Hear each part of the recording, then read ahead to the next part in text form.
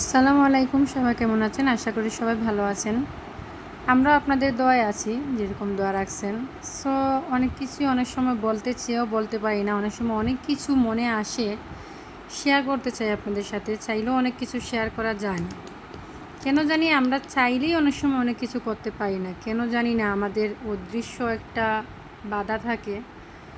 তবে আমরা চাইলেই বাধাগুলো অতিক্রম করতে পারি। আমার হাজব্যান্ড সবসময় একটা কথা বলে, মানুষকে মানুষের কথা শুনে তুমি তোমার ইচ্ছা তুমি মানুষকে দেখাবে কেন? মানুষ যা বলবে, মানুষ কি বলবে, মানুষ কি ভাববে, এটা চিন্তা করা ঠিক না। তোমার যখন যেটা মনে হয় তুমি তখন সেরকম অনুযায়ী করবে, মানুষের ভয়ে না।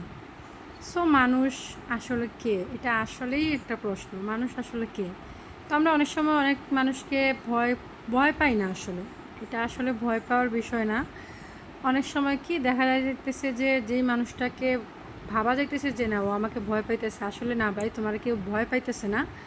আসলে আমিও একটা প্রচলিত কথা শুনেছিলাম একটা টেলিভিশনের মাধ্যমে, একটা প্রোগ্রামের মাধ্যমে, যে কুকুরের কাজ কুকুর করেছে, কামড় দিয়েছে পায়, তাই বলে কি কুকুরকে কামড়ানো মানুষের শোভা পায়?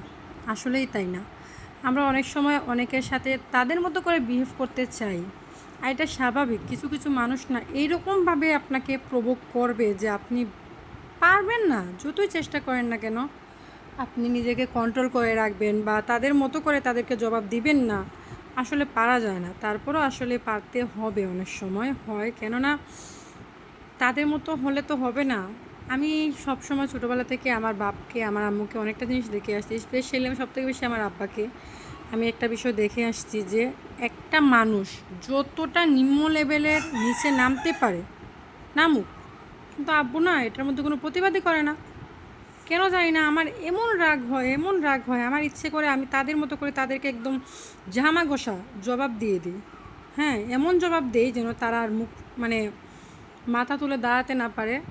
শুনতে খারাপ লাগলেও অবশ্য এটা সত্যি, আমার এরকমটা মনে হয়, আমার অনেক রাগ হয়। আর এটা স্বাভাবিক, যে কোনো ছেলে মেয়ের তাদের বাবা মায়ের সাথে এরকম অন্যায় আচরণ যদি কেউ করে, বা আপনার সাথে যদি কেউ এরকম মানহানি মতো এরকম আছে না, যে এমন এমন কথাবার্তা বলে আপনার আত্মসম্মান নিয়ে, আপনার ক্যারেক্টার নিয়ে, এরকম অনেক হইতে পারে। হ্যাঁ, আপনার আত্মসম্মানে আঘাত লাগার মতো এরকম কিছু কথা যারা বলে, তাদেরকে কিন্তু তাদের মতো করে জবাব দিতে ইচ্ছে করে, চাইলেই আমরা পারি না।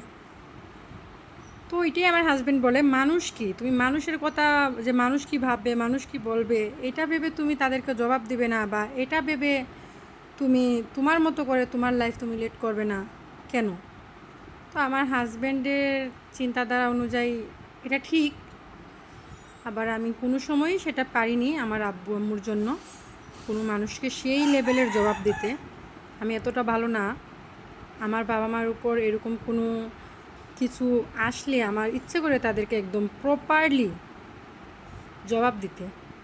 আমাকে নিয়ে আমাকে যদি কেউ এরকমের আমার আত্মসম্মানে আঘাত করে এরকম কোনো কথা বলে, তাদেরকেও আমার ইচ্ছে করে একদম ঝামাঘষা জবাব দিতে কিন্তু চাইলেই পারি না। আমার হাজব্যান্ড আমাকে মোটিভেট করে, তার মানে এই না যে আমার হাজব্যান্ড এরকমটা করে। আমার হাজব্যান্ড অনেকটাই শান্তিপ্রিয় মানুষ, কিন্তু ও আবার অন্যায়টা প্রশ্রয় দিতে পছন্দ করে না।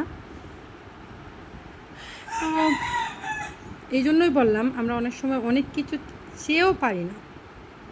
তো এখনও বর্তমানে কিছু কিছু মানুষ এরকম আছে যাদেরকে আমার এমন লেভেলের বেইজ্জত করে জবাব দিতে ইচ্ছে করে বা করতেছে, ট্রাস্ট মি, আমি না চাইলেও তাদেরকে সেই রকমের সেই লেভেলে নেমে তাদেরকে জবাব দিতে পারতেছি না। আমার হাত পা বাঁধা। আমার হাজব্যান্ডও এগুলো পছন্দ করে না। যেমন ও এইসব কাণ্ড কারখানা, যেমন এইসব লেভেলের মানুষদেরকে যেমন পছন্দ করে না, এইসব লেভেলের নামবে তুমি, এটাও পছন্দ করে না। ও ডাইরেক্ট এখান থেকে একদম, যখন দেখা যাবে যে হাই লেভেলের হয়ে গেছে, তখনও সেই লেভেলের জবাবও দিয়ে আসে।